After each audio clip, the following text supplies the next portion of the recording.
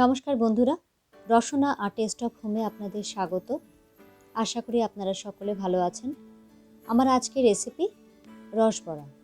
এই রসবড়া মেনলি বিউলির ডালেই হয়ে থাকে, তবে রসবড়ার রসটা অনেকে চিনির শিরাতেও করে থাকেন। আমি আজকে গুড় দিয়ে করে দেখাচ্ছি। এখানে 200 গ্রাম বিউলির ডাল ভালো করে ধুয়ে আমি জলে ভিজিয়ে রেখেছিলাম 4-5 ঘন্টা।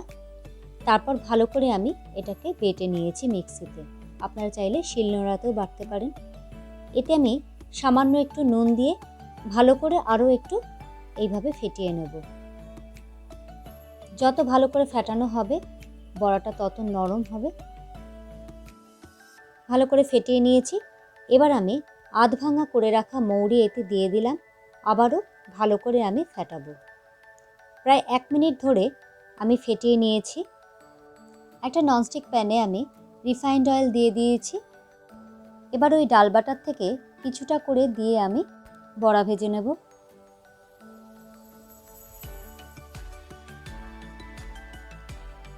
গ্যাসটা মিডিয়াম ফ্লেমে করা রয়েছে। একবারে খুব বেশি দেবেন না, তাহলে ভাজার অসুবিধা হবে। পাশ থেকে এইভাবে খুন্তির সাহায্যে আমি তেল বড়াগুলোর ওপরে দিয়ে দিচ্ছি। এতে বড়াটা ভালোভাবে ভাজা হয়ে যাবে।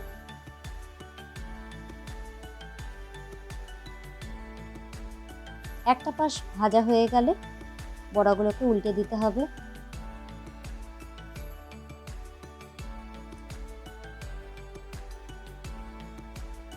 গ্যাসটা কখনোই হাই ফ্লেমে করবেন না, তাহলে কিন্তু ভেতরের দিকটা কাঁচা থেকে যাবে।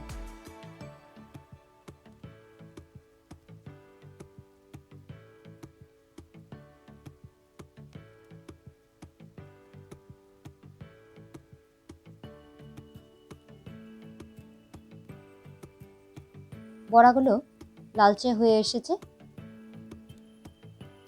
আরও একটু ভাজা হবে, ততক্ষণে আমি গুড়ের শিরাটা তৈরি করে নিচ্ছি। এখানে আমি পরিমাণ মতো জল দিয়েছি আর দিয়ে দিচ্ছি গুড়। গুড়টা ভালো করে মিশিয়ে নেব। দিয়ে দিচ্ছি 3টে এলাচ। হাই ফ্লেমে করে রেখে আমি এই শিরাটাকে ফুটিয়ে নেব।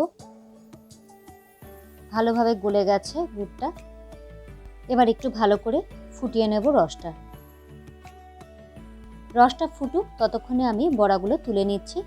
বেশ সুন্দর লাল রং হয়েছে। গ্যাসটা হাই ফ্লেমে করে আমি বড়াগুলোকে তুলে নিচ্ছি। খেয়াল রাখবেন বড়াগুলো যাতে খুবই কড়া ভাজা না হয়, তাহলে কিন্তু বড়ার ভেতরে রস ঢুকবে না। আবারও একইভাবে আমি বড়া ভেজে তুলে নিচ্ছি। এদিকে গুড়ের রসটাও আমার প্রায় তৈরি হয়ে গেছে। ভালো করে বড়াগুলো আমি ভেজে নেব মিডিয়াম ফ্লেমে।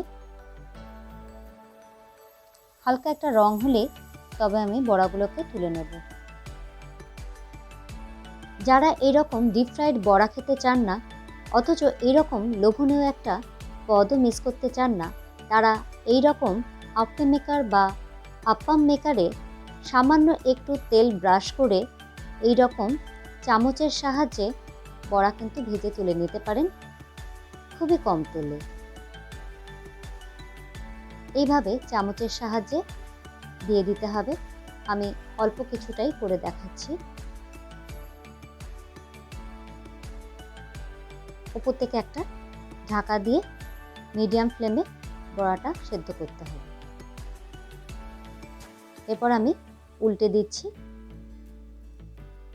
অপর পাশটাও ভালো করে যাতে সেদ্ধ হয়ে যায়।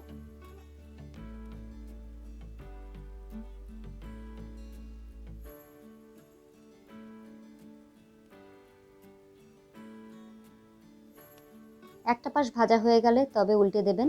ওপর থেকে আরও সামান্য একটু আমি তেল দিচ্ছি, যাতে উল্টো দিকটাও একটু ভালো করে ভাজা হয়ে যায়। এটা খুবই কম তেলে হয়ে যায়।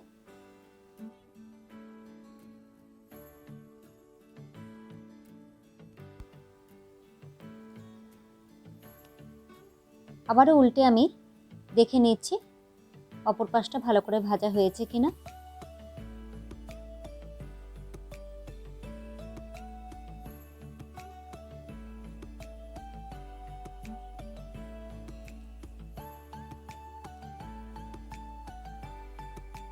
বড়াটা ভালো করে সেদ্ধ হয়েছে কিনা দেখবার জন্য আমি এইরকম একটা ছুরির সাহায্যে আমি দেখে নিচ্ছি। দেখুন একদম পরিষ্কার উঠেছে, তার মানে ওটা সেদ্ধ হয়ে গেছে।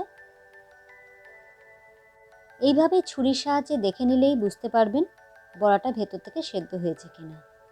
হয়ে গেছে, আমি তুলে নিচ্ছি। এখানে গুড়ের শিরাটা তৈরি হয়ে গেছে। খেয়াল রাখবেন রসটা যেন একদমই ঘন না হয়, কারণ ঘন হলে কিন্তু বড়ার ভেতরে রসটা যাবে না। বড়াগুলো আমি এই শিরার মধ্যে দিয়ে একটু ফুটিয়ে নেব, তাহলে রসটা খুব ভালোভাবে ঢুকে যাবে। একদম লো ফ্লেমে আমি রেখে দিয়েছি 1 মিনিট মতো। ঠান্ডা হলে তবে আমি সার্ভ করেছি একটা বাটিতে শিরা সমেত। ওপর থেকে দিয়ে দিচ্ছি একটু ঝোলা গুড়। ঝোলা গুড় যদি আপনাদের বাড়িতে না থাকে তাহলে যে গুড়ের শিরাটা করেছেন সেটাই আরেকটু বেশি করে ঘন করে নিয়ে সেটাও ওপর থেকে দিলেও হবে, বা কিছুটা গুড় নিয়ে অল্প পরিমাণে জল দিয়ে সেটাকে একটু ঘন ঘন করে শিরা তৈরি করে নেবেন, সেটাও এর ওপর দিয়ে দিলে খেতে ভালো লাগবে। তাহলে বন্ধুরা, আশা করি আপনাদের ভালো লেগেছে। আর ভালো লেগে থাকলে অবশ্যই একটা লাইক দ্বারা আমাকে সমর্থন করবেন, এবং আমার চ্যানেলে যদি আপনারা নতুন বন্ধু হয়ে থাকেন তাহলে অবশ্যই আমার চ্যানেলটি সাবস্ক্রাইব করবেন, আর পাশে থাকা বেল আইকনটি অবশ্যই ক্লিক করে দেবেন, যাতে আমার চ্যানেলের সমস্ত রকম নতুন আপডেটস আপনারা খুব তাড়াতাড়ি পেয়ে যান।